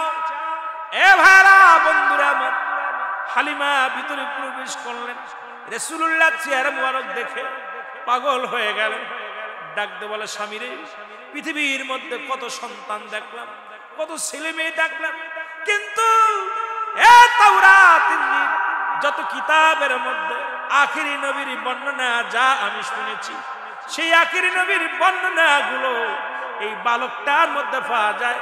আমার মন বলে, ইনি আর কেউ নয়, ইনি আখিরি নবী রাহমাতুল লিল আলামিন। জোরে জোরে চিল্লায় বলা যাবে না মারহাবা? আমার ভাইরা, আমার বন্ধুরা, হালিমা বলেন, আমি সন্তানটাকে নি না, যে গাদার মধ্যে আসতে পারে না, কয়েকবার জমিনের মধ্যে শুয়ে পড়ে, হাঁটতে পারে না, পায়ে পায়ে পায়ের সঙ্গে পা লেগে যায়, পড়ে যায়। এই গাদার মধ্যে 3 জন শুয়ে রইলাম। ওই মুহাম্মদ, শিশু মুহাম্মদ, আমার স্বামী আর আমি ওই গাদাটার মধ্যে যখন চেপে বসলাম, এত জোরে একটা দৌড় মারছে আমার গাদাটা, এত জোরে দৌড় মারছে। সমস্ত 3 দিন আগে যে সমস্ত গুড়া গাদাগুলো ওই মক্কা থেকে তায়েফের দিকে রওনা হয়ে গেছিল, সমস্ত গুড়া গাদাকে পিছনে ফেলে আমার রাসূলুল্লাহর গাদাখানা সর্বপ্রথম জমিনের মধ্যে আগমন করেছে। জোরে জোরে চিল্লায় বলা যাবে না সুবহানাল্লাহ? আমি দেখলাম, মুসলমান গভীর মনোযোগ, আমি দেখলাম আমার রাসূল যখন দুনিয়ার মধ্যে আগমন, আমি যখন এই রাস্তা দিয়ে জানতেছিলাম যে গাছে কোনোদিন আমি ফসল দেখি নাই, যে খাজুর গাছে খাজুর ছিল না, জমিনে কোনো ফসল ছিল না, কোনো সজীব ছিল না। আমি যাবার সময় দেখে গেছি শুধু মরু প্রান্তরে বালু আর বালু। আমার রাসূলুল্লাহর খাতিরে আমার আল্লাহ তাআলা ওই জমিনটা, ওই জমিনের মধ্যে ফসলে ভরপুর করে দিছে। উপরে তাকায় দেখি খাজুর গাছে খাজুর। এমনকি আমি বাড়িতে যখন আসলাম, আমি আমার রাসূলকে নিয়ে যখন বাড়িতে আসলাম, আমার বকরির পালের দৌড়ে এসে রাখাল ডাকতে বলে, মা, আপনি শিশু মুহাম্মদকে নিয়ে আসলেন, আমি কেমনে কি খাওয়াইবেন? একটা বকরির তো দুধ নাই, সব দুধ শুকায় গেছে। আমি যখন আমার রাসূলকে নিয়ে বকরির পালের মধ্যে গেলাম, দেখি প্রতিটা বকরির মুসলমান শুকনো স্থানে দুধে ভরপুর হয়ে গেছে। জোরে জোরে চিল্লায় বলা যাবে না সুবহানাল্লাহ? আর একটু জোরে বলেন। এ ভাইরা আমার, যে বকরির স্থানে দুধ ছিল না, দুধে ভরপুর হয়ে গেলেন। হালিমাতুস সাদিয়া বলে, শুধু তাই নয়, আর মক্কা মরুভূমি থেকে যখন নিয়ে আসলেন তায়েফের যে জমিনের মধ্যে রাসূল আগমন করলেন, সমস্ত জমিনগুলো উর্বর হয়ে গেল, জমিনের মধ্যে শস্য ফলাইতে লাগলো। আমি কি করলাম, একদিন কূপে পানি আনার জন্য রওনা হয়ে গেলাম। তায়েফের কূপে পানি আনার জন্য রওনা হয়ে গেলাম। তায়েফের মেয়েরা রাখালেরা বলে, ও হালিমা কোথায় যাও? বলে যাই পানি আনার জন্য যাই। বলে পানি আনতে যাও, তুমি দেখো না লাইনে লাইনে দাঁড়ায় আছে, কত রাখালেরা দাঁড়ায় আছে, একটু পানিও নাই, কূপের মধ্যে কোনো পানি নাই, পশুগুলো না খেয়ে মারা যায়। আমাদের পশুগুলো পিপাসায় কাতর হয়ে গেছে, বাচ্চারাও পিপাসায় কাতর হয়ে গেছে। হালিমা রে, তুমি পানির সন্ধানে যাও, কূপের মধ্যে কোনো পানি নাই। হালিমা বলেন, আমি আস্তে আস্তে করে গুটি গুটি পায়ে আমার হুজুরকে বুকের মধ্যে নিয়ে, আমার হুজুরকে আমি কোলের মধ্যে নিয়ে যখন কূপের সামনে দাঁড়াইলাম, দাঁড়ায় দেখি কূপের মধ্যে বালু, কূপের ভিতরে বালু, কোনো পানি নাই।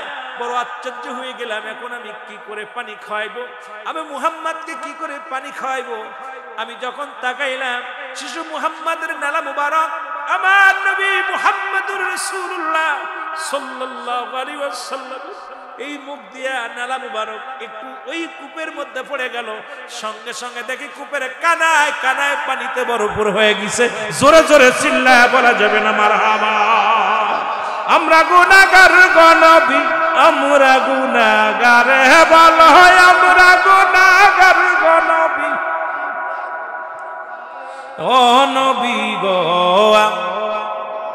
এরে সালাত সালাম জানাই, সালাত সালাম জানাই আপনার উপরে, ও নবী গো। আরো জোরে বলেন, আমরা গুনাহগার গো নবী, আমরা গুনাহগার, বলো আমরা গুনাহগার গো নবী গারে, ও নবী গো। ও নবী ও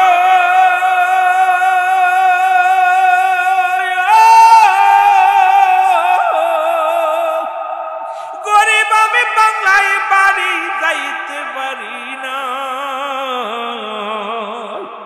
কেমনে পাইব দিদার, কেমনে হইবে দিদার, একবার যদি পায় নবী গো, একবার যদি পাই, বলো সালাত সালাম জানাই, সালাত সালাম জানাই আপনার উপরে, ও নবী গো। আরো জোরে বলেন, আমরা গুনাহগার গো নবী, আমরা গুনাহগার, বলো আমরা গুনাহগার গো নবী গারে, ও নবী গো। এ দুনিয়ার মুসলমান,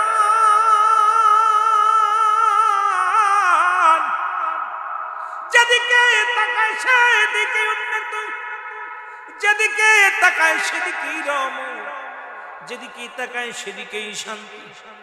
দিনে দিনে কিছুদিন পার হয়ে গেল। ও মুসলমান, আমার সন্তানদের সঙ্গে আমার মুহাম্মদকে আমি লালন পালন করতে লাগলাম। শিশু মুহাম্মদ লালন পালন হয়, তায়েফের জমিন পুরো উর্বর হয়ে গেল, শান্তি ফিরে আসলো, ফসল ফলাতে লাগলো, মানুষের সুখ শান্তি ফিরে আসলো। আমি আমার নবীকে নিয়ে খুব সুখে শান্তি থাকতে লাগলাম। এরকম কিছুদিন যাইতে যাইতে ও মুসলমান, হঠাৎ আবার আমার নবীকে নিয়ে গেলাম, নবীকে ওখানে রাখলাম। আমার মুসলমান গভীর মনোযোগ, আমার নবীর মার কাছে ফিরে গেলেন। এরকম তাকাবার নবীর দুধ মা ছিলেন 4 জন। কয়জন? জোরে বলেন কয়জন? নবীজির দুধ মা ছিলেন 4 জন। আমরা জানি হালিমাতুস সাদিয়া আপন মা আমেনা 3 দিন 3 রাত পর্যন্ত দুধ পান করাইছেন। 2 নম্বরে হালিমাতুস সাদিয়া, 3 নম্বরে আবু লাহাবের দাসী মুসলমান গভীর মনোযোগ সুরাইবা, আর মুসলমান হযরতে সালমা। এই 4 জন ব্যক্তি রাসূলকে দুধ পান করাইছেন। আমরা অনেকেই শুধু একজনের নাম জানি, মা আমেনাও কিন্তু 3 দিন পান করাইছেন, দুধ পান করাইছেন। শুধু তাই নয়, হালিমাতুস সাদিয়াও ছিলেন, দুধ পান করাইছেন। শুধু তাই নয়, এ মুসলমান আবু লাহাবের দাসী সুরাইবা উনিও রাসূলকে দুধ পান করাইছেন এবং হযরত সালমা, এই চারজন ব্যক্তি মুসলমান আমার রাসূলের দুধ মা ছিলেন, যারা রাসূলকে লালন পালনের দায়ভার নিয়েছিলেন, যারা কষ্ট করেছেন আমার রাসূলকে জন্য। রাসূলকে পায় তারা ধন্য হয়েছে, রাসূলকে পায় তারা পূর্ণ হয়েছে, পৃথিবীর মধ্যে ধন্য মানুষ তারা হয়েছে। জোরে জোরে চিল্লায়া বলা যাবে না সুবহানাল্লাহ? এ মুসলমান, গভীর মনোযোগ, আমাদেরকে জানতে হবে, আগে ইতিহাস জানতে হবে। হুজুর সাল্লাল্লাহু আলাইহি সাল্লাম মায়ের কাছে চলে আসছেন, বয়স তখন 6 বছর। কয় বছর? 6 বছর। অনেক 1-2 বছর করে 6 বছর সময় যদি নিতে চায়, আমার নবী ডাক দিয়ে বলে, মা, মা গো, পৃথিবীর মধ্যে যখন দাসীর কাছে ছিলাম গো মা, একদিনও বাবারে দেখি, বাবাকে বড় দেখার শখ জাগে, জীবনে বাবার মুখখানা একবার দেখি না, এই শরিয়াত দেখি না, বড্ড মায়া লাগে মা। একবার যদি তুমি আমার বাবার কথা বলতো, বাবাকে যদি একবার দেখতে পাইতাম, প্রাণ ভরে দেখতাম, বাবার আদর করতাম, বাবার আদর পাইতাম। মা সান্ত্বনা দেয়, বাবা, তোমার বাবা সিরিয়ায় ব্যবসা করতে গেছে, আসবে, তোমাকে আসবে, আসবে। সান্ত্বনা দিলেন। মুহাম্মদ বাবার অপেক্ষায় থাকেন। আপনারা অনেকে শুনেছেন, বইয়ের মধ্যেও পড়েছেন। মুসলমান নবীজি ওই কষ্টের কিছু কথা আমি বলে যাই, ছোট্টবেলা জীবনের বাবা আবার কষ্টের কথা। রাসূলুল্লাহ ডাকতে বলেন, মা, জীবনের জন্মের পর থেকে শুরু করে আজ পর্যন্ত আমি আমার বাবারে দেখি না। আমার বাবা কি দুনিয়ার মধ্যে জিন্দা নাই? আমার বাবারে তো দেখতে পাইলাম না, বাবারে তো হারাইলাম, বাবারে তো দেখতে পাই না। বাবা কোথায় একটু বলো। বাবা আসবে। রাসূল বললেন, পরের দিন যখন গেলেন, ছোট মাসুম বাচ্চাদের সবার সঙ্গে খেলাধুলা করতে গেলেন। সম্পূর্ণ নবীজি ব্যতিক্রম, অন্য সন্তানদের আদর্শ আর নবীর আদর্শ একরকম নয়। ও মুসলমান, গভীর মনোযোগ, নবী কেমন নবী ছিল শুনে নেন। একদিন, ও মুসলমান, মুসলমান গভীর মনোযোগ, মক্কার মানুষেরা তখন বলতেছিল মদিনার ছেলেরা দুষ্ট। মদিনার ছেলেরা বলতেছিল মক্কার ছেলেরা দুষ্ট, মক্কার ছেলেরা দুষ্ট। নবীজি তার জন্মভূমিকে কত ভালোবাসতেন, এটা বুঝাইতে যে একটা কথা আমার মনে পড়ে গেল। হঠাৎ করে একদিন মক্কার মানুষের, মদিনার মানুষেরা বলতেছিল মক্কার ছেলেরা দুষ্ট। তখন ওই সাহাবী একাধিকবার নবীর সামনে যখন আসতেছিলেন, নবীজি বারবার মুখটা ঘুরায় নিয়েছিলেন। ইয়া রাসূলুল্লাহ, ইয়া হাবিবাল্লাহ, আমি কি অপরাধ করেছি? আমি দেখি বারবার আপনি মুখটা ঘুরাইলেন, আমি যখনই আপনার মুখের দিকে তাকাই তখনই আপনি মুখটা আবার ঘুরাইলেন। আমার নবী কয়, তুমি না বলেছিলে মদিনার ও মক্কার মানুষেরা দুষ্ট? আমি তো মক্কার ছেলে, আমি তো আমাকে তো দুষ্ট বলেছি। বলি, ইয়া রাসূলুল্লাহ, ইয়া হাবিবাল্লাহ, বুঝতে পারি না যে আপনি এই মক্কাবাসীকে বলে কথা বললো আপনি কষ্ট পান। নবী মক্কা মদিনারে কত ভালোবাসলো, সেই মক্কার মানুষেরা নবীরে কত আঘাত দিল। মদিনার মানুষেরা চিনল নবীরে, মক্কার মানুষেরা চিনতে পারে নাই। বাংলার কিছু আশিকে রাসূলেরা নবীরে চিনেছে, নবীর জন্য চোখের পানি ছেড়ে কান্দে, ইয়া রাসূলুল্লাহ, ইয়া হাবিবাল্লাহ, নবীজি, নবী গো, নবী, নবী বলে চিৎকার মারে। আশিকের চোখের পানি পড়ে, মাসুকের চোখের পানি পড়ে, আর ওই বাতিলের আইটা দেখে তারা হাসি তামাশা করে। জোরে জোরে বলেন ঠিক কিনা? আমার ভাইরা, আমার বন্ধুরা, সন্ধ্যা লেগে গেল, নবী ঘরে আসেন নাই। সন্ধ্যা গনিয়ে গেল, নবীজি ঘরে আসেন নাই। হালিমা দৌড়ে, ইদাব আর নবীজির মা দৌড়ে যাবে না, ডাকতে বলে, আব্বা যান, মুহাম্মদ তো ঘরে ফেরে নাই। বলে, বাবা, মা দেখো জলদি করে। যে দেখে নবীজি একটা পাহাড়ের কন্যারে বসে বসে কান্দে, বাবার প্রেমে বসে বসে কান্দে। দৌড়ে যা, মা বলে, মুহাম্মদ তুমি কেন কান্দো? মা গো, তুমি বললা বাবারে দেখবো, কতদিন বাবার অপেক্ষায় থাকলাম, বাবাকে দেখতে পাইলাম। বাবার জন্য পৃথিবীর মধ্যে যে সন্তান হারায় ফেলেছে, বাবারে হারাইছে, সেই সন্তান জানে বাবার বেদনা। যিনি মাকে হারাইছে মার বেদনা জানে। যে সন্তানের লাশ কাঁদে নিছে সে জানে সন্তান হারানো বেদনা। যে বাবার লাশ কাঁধে নিচে সে জানে বাবা হারানো বেদনা, অন্য কেউ বুঝতে পারে না। রাসূলুল্লাহ কাঁদতে লাগলেন। মা ধরে বলে বাবা আগামী কাল তোমাকে নিয়ে যাব, আগামী কাল তোমারে নিয়ে যাব বলে বাড়ি আসলেন। শ্বশুরের কাছ থেকে বিদায় নিলেন। রাসূলুল্লাহর বাবার কবরটা দেখানোর জন্য রওনা হয়ে গেলেন রাসূলকে নিয়ে। দাসী আইমানকে সঙ্গে নিয়ে রাসূলুল্লাহকে সঙ্গে নিয়ে মা আমেনা রওনা হয়ে গেলেন তায়েফের দিকে। সিরিয়ার দিকে যখন রওনা হয়ে গেলেন, আব নামক জায়গায় যাইয়া দাঁড়ায় গেলেন। মা আমেনা দাঁড়ায় গেলেন। দাঁড়ানোর পর মুহাম্মদ ডাকতে বলে মা আর কত দূর আব্বা জান, কত দূর? কয় আর একটু আগে যাও। দেখায় উঁচু এক জমিনটার মধ্যে, দেখায় বাবা ওই যে দেখো ওখানে তোমার আব্বা জান ছিল, বিদায় হয়ে গেছে। আমার নবী একটা দড়ি চলে যায় যে কবরের পাশে দাঁড়ায় একটা চিৎকার মেরে কাঁদে বাবা, চিৎকার মেরে ডাকতে বলে বাবা বাবা গো। যখন ওই কবরটার পাশে দাঁড়ায় বাবা বলে চিৎকার মারতে লাগলো। মা মেনে ডাকতে বলে আমার আল্লাহ আমাকে তুমি নিয়ে যাও, কারণ আমি আমার মুহাম্মাদের কাছে মিথ্যা বলেছি, আমার নবীর বাবা তো আর কোনোদিন ফিরে আসবে না। বাবা বলে ডাকলে আর কোনোদিন ডাকের উত্তর নিবে না। আল্লাহ তুমি আমার নিয়ে যাও, আমি আমার মুহাম্মদ যখন আমার জিগাইবে মা বাবা কেন কথা বলে না, আমি জবাব দিতে পারবো না, আমাকে তুমি নিয়ে যাও। সঙ্গে সঙ্গে আজরাইল আলাইহিস সালাম ইয়াব নামক জায়গায় চলে আসলেন। মা আমেনার জানটা বাইর হয়ে গেল। আমার নবী দূরে গেলেন। দূরে যায় একবার বাবার কবরের পাশে, দূরে যায় আবার দূরে এসে মায়ের গলাটা জড়ায় ধরে, মায়ের মুখটা ধরে কান্দের মা মা গো।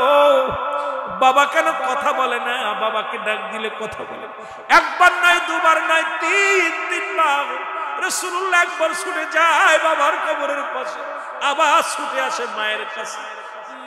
মার গলা ধরে কান্দে, মা জীবনে আর কোনদিন বাবারে দেখতে চাইব না, একবার শুধু আমাকে মুহাম্মদ বলে বুকে টেনে নাও গো মা, একবার শুধু বুকে টেনে নাও, জীবনে আর কোনদিন আমি বাবার নামটা নিব। আবার দূরে যাই মায়ের কাছে, বাবার কাছে। বাবা মাকে বলো একবার বুকে নিতে, একবার কোলে নিতে। দূর থেকে আইমান দেখেছি যে দুই দাসী আইমান তাকে দেখে মা কত বলে না, যা দেখে মা সেরকম ঘুমায় গেছে, আর কোনোদিন কথা বলে। নবীজিকে বুকের সঙ্গে টান দিয়া দাসী আইমান ডাকতে বলে মুহাম্মদ আয় আয়, জনমের মতো তোর মাও বিদায় হয়ে গেছে। আমার আল্লাহ ডাকতে বলে আমি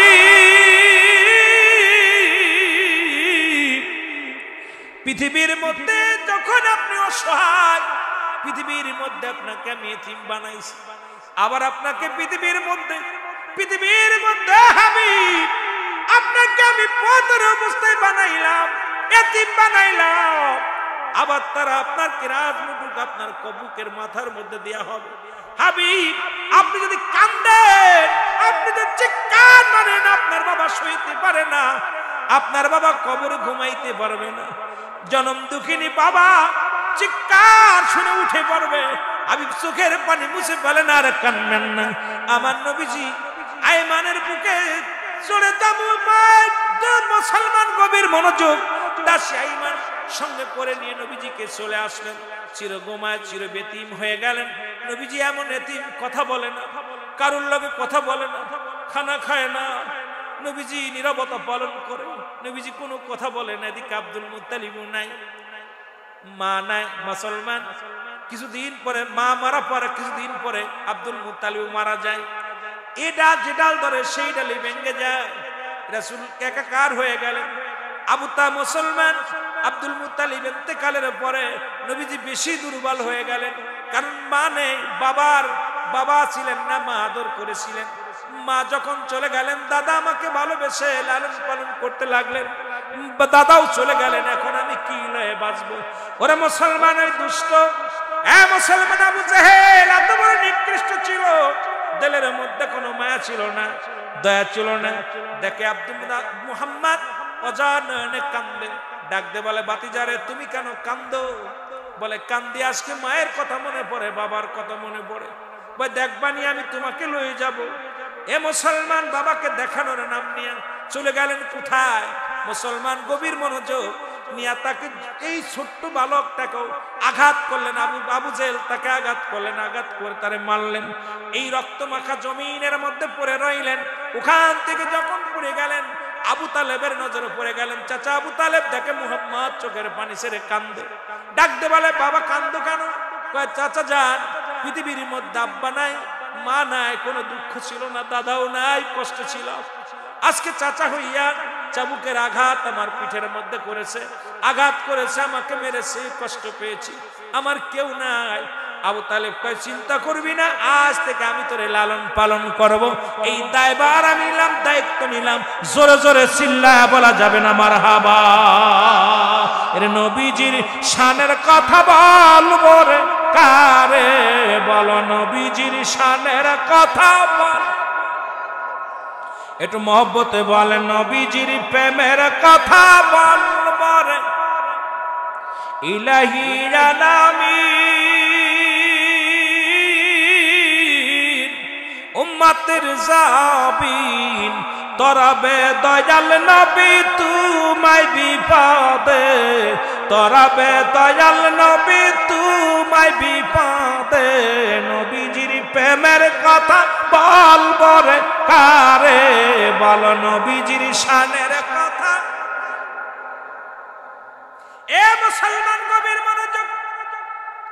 একদিন নাই দুদিন না আবু তালেবের সঙ্গে রাহমাতুল আলামিন চলতে লাগলেন। ব্যবসা বাণিজ্য দেখাশোনা করেন, সাথে সাথে নিয়ে যায়, সাথে করে নিয়ে যায়, যেখানে যায় সেখানেই নিয়ে যায়। নবীর বয়স তখন মাত্র 9 বছর। কয় বছর? যারা বলেন কয় বছর? 9 বছর বয়স। মক্কা মদিনায় বৃষ্টি হয় না। মক্কা মদিনার মানুষগুলো অনাবৃষ্টির কারণে তারা গরু পশু পাখিগুলো মারা যায়, গাছপালাগুলো সব পুড়ে জুড়ে শেষ হয়ে যায়। ওই আরবের বড় বড় নেতা 40 জন বাগা বাগা নেতা, 40 জন নেতা মাতবার সবাই চলে যায় কাবা ঘরের মধ্যে, দেবদেবতার কসম করে কান্দে, বৃষ্টির জন্য প্রার্থনা করে, কোনো বৃষ্টি নামে না। আবু তালেবের বাড়ি আসলেন, আবু তালেবকে ডাক দেবে, আবু তালেব রে, আগামীকাল বৃষ্টির জন্য প্রার্থনা করা হবে দেবতার কাছে। ওই দেবতা যখন খুশি হয়ে যাবে, দেবতা খুশি হলে বৃষ্টি নামবে আমাদের মক্কা মদিনার জমিনে। ওরা তৎকালীন জামানায় জানোয়ার কুরবানি করে এই রক্তের মধ্যে, পাতিলের মধ্যে রক্ত রেখে রক্তের মধ্যে হাত ঢুকায়া দিয়া দেব দেবীর কাছে প্রার্থনা করত। ভগবান বানায়া তারা দেবতার কাছে সাহায্য চাইত। আমার নবীজি শুনতে পাইলেন যে 39 জন আর আবু তালেব মোট 40 জন। এই 40 জন বাগা বাগা নেতাগুলো মক্কা মদিনায় কাবা শরীফের মধ্যে যাবে বৃষ্টির প্রার্থনা করার জন্য। জোরে জোরে চিল্লায় বলেন নাউজুবিল্লাহ। 40 জন নেতা যাবে বৃষ্টির জন্য। আমার নবী ডাকতে বলেন চাচা আবু তালেব, আপনি যান মক্কা মদিনায় কাবা শরীফের কাছে দেবদেবীর কাছে বৃষ্টির জন্য প্রার্থনা করতে যান, আমাকে লয়ে যান। আমার বিশ্বাস আমি যদি আমার আল্লাহর কাছে চাই আমার আল্লাহ বৃষ্টি দিবে। জোরে জোরে বলা যাবে না সুবহানাল্লাহ। বড় বড় নেতারা মুসলমান আবু জেহেল, আবু লাহাব, উতবা, এইরকম বড় বড় নেতারা 40 জন বড় বড় নেতা সবাই তো দেবদেবীর কাছে আজকে প্রার্থনা করবে। আমার নবী বলেন চাচা আমিও যাব। সুবহানাল্লাহ বলেন। কয় বছর বয়স? 9 বছর বয়স। নবী যে আমিও যাব।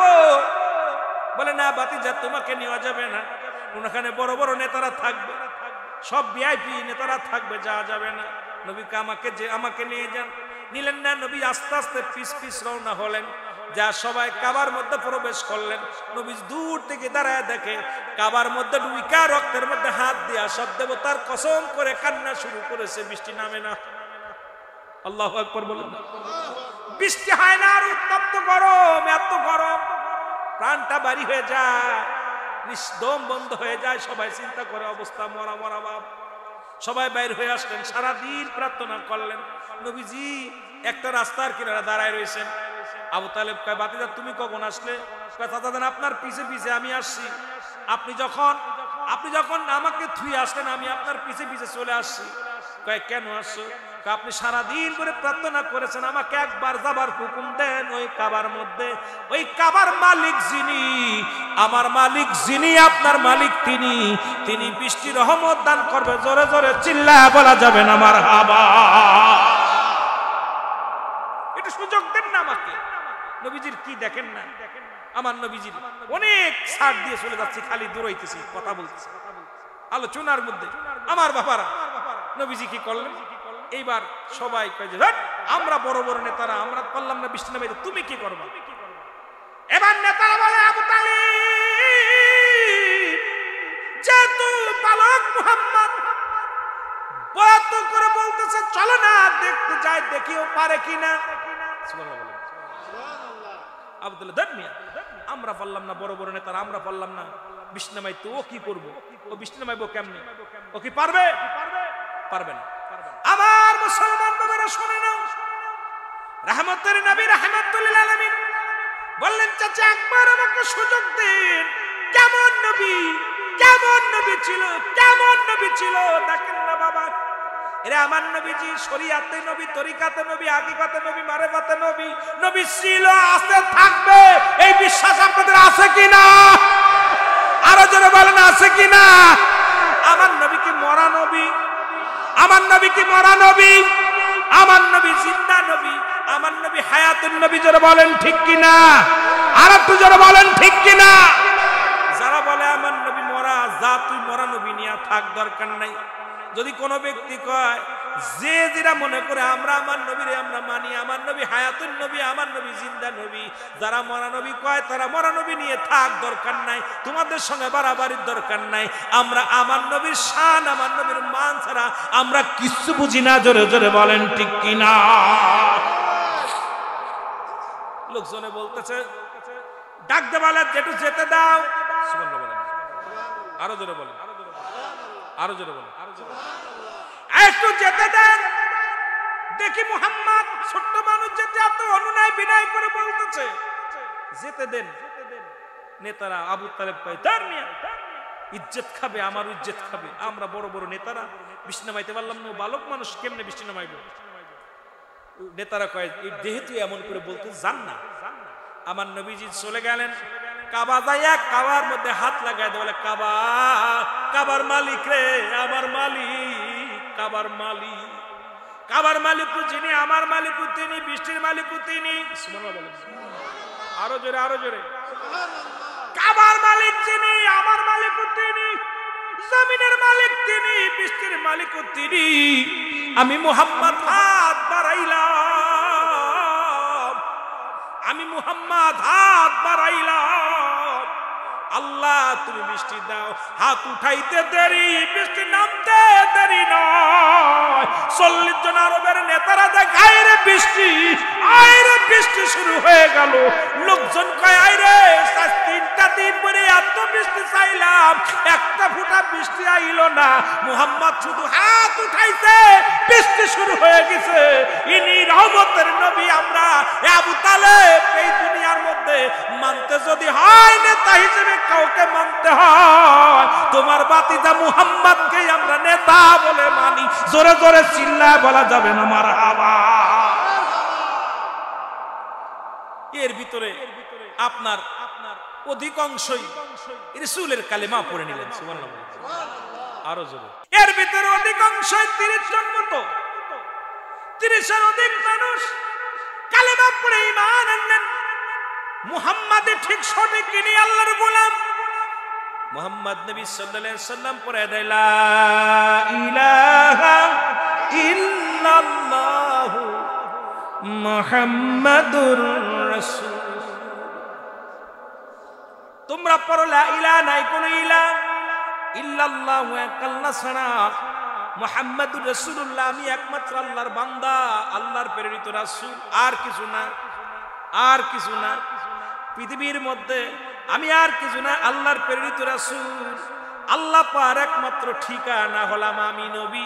ওই মওলাকে যদি পাইতে চায় আগে আমারে চেনো, আর আমারে চিনলেই মওলারে চিনা হবে। জোরে জোরে চিল্লায়া বলা যাবে না মারহাবা। আরবে বড় বড় নেতারা এই বালক না, আমাদের নেতা, সঙ্গে সঙ্গে 30 জন ব্যক্তি, 30 জন নেতা, বড় বড় নেতারা কালেমা পড়ে রাসূলুল্লাহর হাতে বায়াত গ্রহণ করলেন। সুবহানাল্লাহ বলেন। আবু তালেব কালেমা আনতে বলে। আবু তালেব তখন ঈমান হালকা। আবু তালেব চিন্তা করছে, বেটা বৃষ্টি নামছে, এইবার লোকজন এত জোরে বৃষ্টি শুরু হয়েছে, সারে না। লোকজন কয় আবু তালেব বৃষ্টি বন্ধ করে। আবার চলে গেছে নেতারা, কয় মুহাম্মাদের কথায় বৃষ্টি নামছে না, ওটা আমরা প্রার্থনা করেছি হয়তো সেই জন্য। আবার যে প্রার্থনা, বৃষ্টি ঢাকাও বৃষ্টি থামে না। লোকজন কয় তোমাদের কথা হবে না, ডাকছে মুহাম্মদ, শিশু মুহাম্মদ, যাও তোমার খোদার কাছে চাও। আমার নবী বলতেছে, হে বৃষ্টির মালিক, কষ্ট হচ্ছে মক্কা মদিনার মানুষের, বৃষ্টি বন্ধ করে দাও। সঙ্গে সঙ্গে বৃষ্টি বন্ধ হয়ে গেছে। আরো জোরে বলেন না। মানব বেশে কে আইলো রে, কে যাইলো যাই মদিনায়, বল মানব বেশে কে আইলো রে, কে আইলো যাই। এর সদাই নবী কাঁদছেন বসে, সদাই নবী কাঁদছেন বসে, উম্মতেরই বেদনায়। মানব বেশে কে এলো রে, কে আইলো মদিনায়। মানব বেশে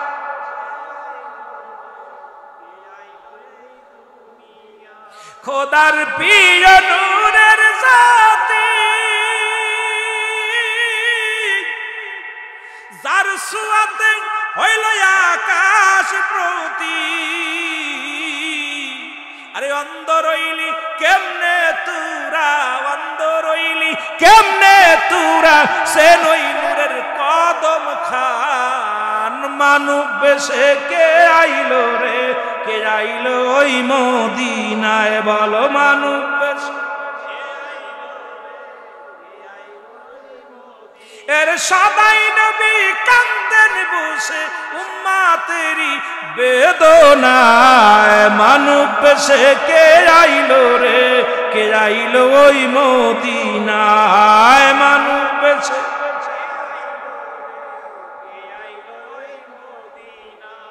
সুবহানাল্লাহ বলেন। এইবার সবাই বুঝতে পারলো, যা নবীজি ওয়া আরসালনাকা ইল্লা রাহমাতাল লিল আলামিন। শুধু আমার নবী শুধু এতিম ছিল না, আমার নবীজি বাদশারও বাদশা ছিল। নবীজি যে জুব্বা মুবারক গায়ে দিছে, এটার দাম ছিল 42,000 দিরহাম। কত হাজার দিরহাম? ভালো করে লিখে নেন, কত হাজার? পৃথিবীর কোন রাজা বাদশা এত বড় পোশাক, এত দামি পোশাক পরতে পারে না। আমার নবীর অনেকে কয় ফকে, আমার নবী 70 তালি কাপড় গায়ে দিছে। নবী মাটি কাটছে, নবী মাটি টানছে, হ্যাঁ নবী মাটিও টানছে, মাটিও কাটছে। কারণ নবীজি আমার উম্মতের হালাত হবে, গরিব হবে, ধনী হবে, মিসকিন হবে, বাদশা হবে, সব হালাতই নবীর ভিতরে ছিল। এই হালাতগুলো নবীর ভিতরে যাতে কোনো উম্মত কষ্ট না পায়, এই জন্য নবীকেও সমস্ত গুণের গুণান্বিত দিয়েছিল কে? আরো জোরে বলেন কে? নবী বাদশারও বাদশা ছিল। কি ছিল? বাদশারও বাদশা। এমন বাদশাই ছিল, তৎকালীন জামানায় পোশাকটার দাম ছিল 42,000 দিরহাম, যা পৃথিবীর কোন রাজা বাদশা আজ পর্যন্ত, ফিরাউন নমরুদ দূরের কথা, পৃথিবীর কোন বাদশা এত বড়, পৃথিবীর 4 জন প্রতাপশালী বাদশা, তার মধ্যে মুসলমানদের মধ্যে 2 জন, কাফেরদের মধ্যে 2 জন। মুসলমানদের 2 জনের মধ্যে একজন হলো নবী সুলাইমান আলাইহিস সালাম, আরেকজন হলো বাদশা জুলকারনাইন। কাফেরদের মধ্যে 2 জন, একজন হলো বাদশা ফিরাউন নমরুদ, বা আরেকজন হলো বুকতানসর। এই 4 জন আল্লাহ প্রতাপশালী বাদশা বানাইছিল অল পৃথিবীর। তারাও যে দামি কাপড় গায়ে দিছে, তারাও এত দামি কাপড়, এত পোশাক, এত দামি পোশাক পৃথিবীর মধ্যে গায়ে দিতে পারে নাই। সেই তৎকালীন জামানায় আমার নবীর পোশাকটার দাম ছিল 42,000 দিরহাম, যা পৃথিবীর কোন রাজা বাদশা গায়ে দিতে পারে নাই। সুতরাং আমার নবী বাদশারু, কথা বলেন, বাদশারু। আমার নবী মাটি কাটছে। রে বাতিল মৌলবীরা শোন, খালি ইমামতি করে খাও আর একটু নবীর মতো মাটি কাটো। নবী তো মাটি কাটছে, নবী বকরি চড়াইছে, আমার নবী পেটে পাথর বাঁধছে। তোমরা কয়দিন বা পরের কাছে গেছো? একটু যাও না। আমার রাসূলুল্লাহ বকরি চড়াইছে, কয়দিন বকরি চড়াইছো? আমার নবীজি মাটি কাটছে, কয়দিন মাটি কাটছো? খালি এসির মধ্যে নামাজ পড়াও, 22 তলা মসজিদে নামাজ পড়াও, আয়া বড় বড় ফতোয়া দাও। একটু যাও। সুন্নিরা এই গুণে গুণিত। সুন্নিরা শুধু ইমামতের মধ্যে সীমাবদ্ধ নয়, সুন্নিরা আছে রাসূলুল্লাহর মহব্বতের মধ্যে সীমাবদ্ধ।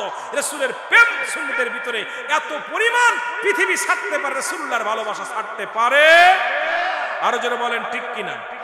আরো জোরে বলেন, বলেন ঠিক কিনা?